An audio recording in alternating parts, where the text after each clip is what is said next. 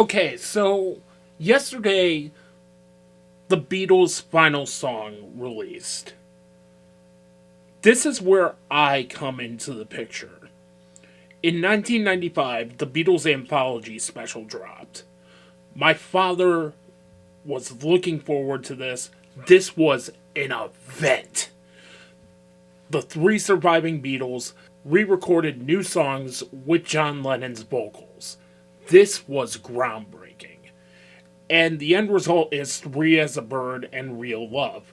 Both great fucking songs in their own right. But there was one problem now and then. They couldn't quite get a hum out of the tape, so they decided to scrap it. Now and Then was recorded circa 1978 with John Lennon at a piano on a boombox. As I stated, the Beatles tried to record it in 1995, but it didn't take.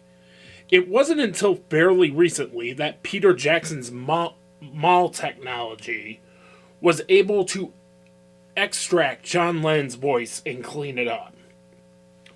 And let me tell you something.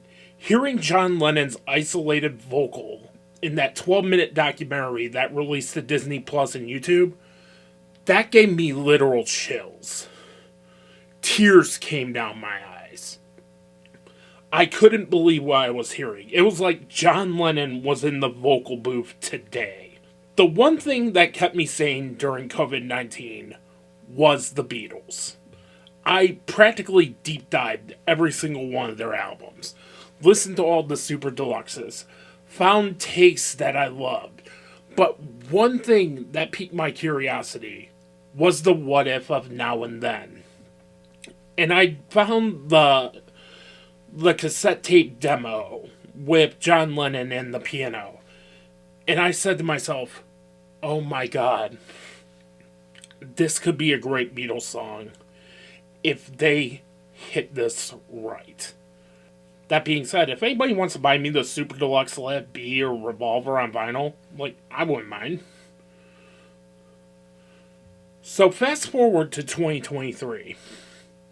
Paul McCartney announces earlier this year that with the help of AI, he finished Now and Then. It has all four Beatles on it, including some lost guitar work from George Harrison circa 1995. Yesterday, literally the first thing I did was listen to Now and Then. I wanted complete silence. I put on my headphones, immersed myself into it, and from the first note, I was hooked. And John Lennon, against this musicianship, this phenomenal musicianship, just fit. This is a prime example of AI being used for good, as Now and Then was an existing song. And honestly, I kind of want to hear, I don't want this to become a thing, but if there are lost songs out there that could be cleaned up, maybe AI could bring this out. But that's not what AI is going to be used for, let's be fucking real. But with Now and Then, there's just a lot I love so much about it. For starters, it's what I like to call a beautiful ride song. Beautiful Ride, of course, being the final song you hear in Walk Hard before Dewey Cox dies immediately after the performance of that song. It's one of those songs you put out when you know you're in the twilight of your career, when any moment you're probably going to die. A prime example of a Beautiful Ride song is Johnny Cash's Hurt. It's the textbook definition of a Beautiful Ride song. And listening to Now and Then for the first time was like listening to Johnny Cash's cover of Hurt for the first time. It just fits. It's closure. It's the moment you know that something is ending. And hearing an 80-year-old Paul McCartney harmonized with a 38-year-old John Lennon is so bittersweet because you can hear the age in his voice. And there's also something really cool. You hear Ringo harmonizing with the Beatles. You very rarely, if at all, heard Ringo harmonizing with the Beatles. He's got like a very deep basso profundo thing going on in the background at the chorus, and there was something that was really cool about that.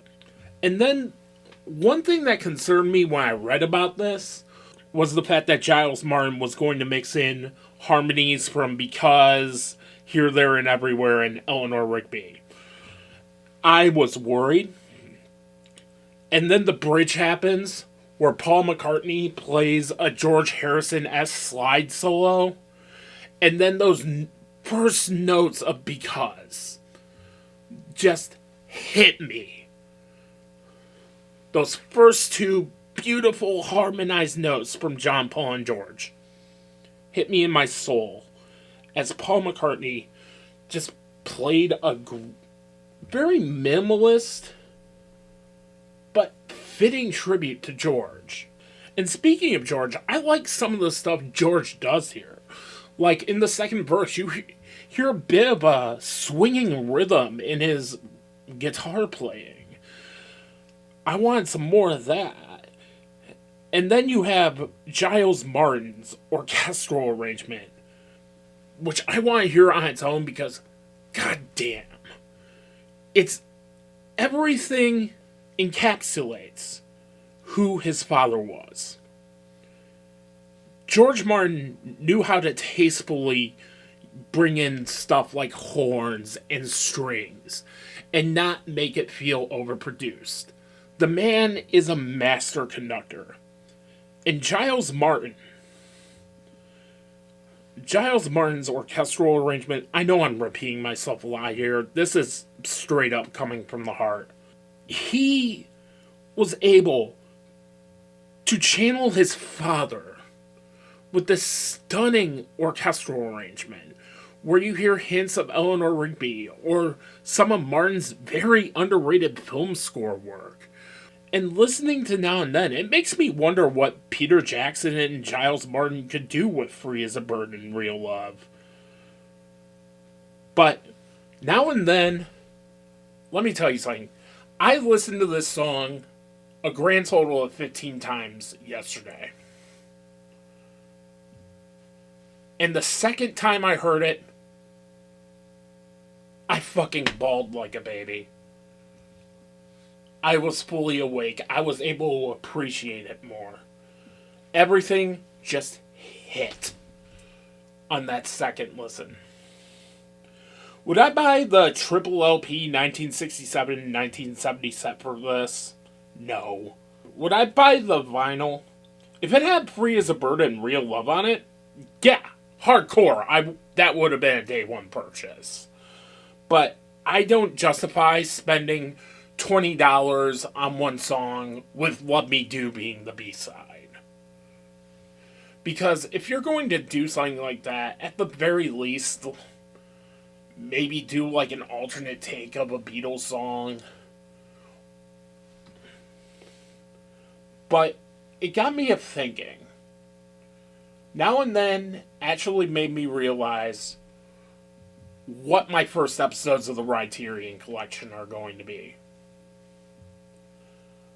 Spines 1 through 3 of the Criterion Collection are Hard Day's Night, Help, and Yellow Submarine, were some of the first films that introduced me to what film could be. And I'm going to release Beatlemovia, and I'm going to release Beatlemovia starting on February 9th, the 60th anniversary of the Ed Sullivan Show performance. Long story short, Now and Then is a bittersweet, beautiful closing chapter of the Beatles' legacy. It's nice to hear the Fab Four one last time. And hell, I'm about to choke up right now trying to think of words to close this out. And it's in my utmost sincerity that I hope to God this song goes to number one, given current events in the world right now. For 4 minutes and 7 seconds, we felt peace and love. And love is all you need.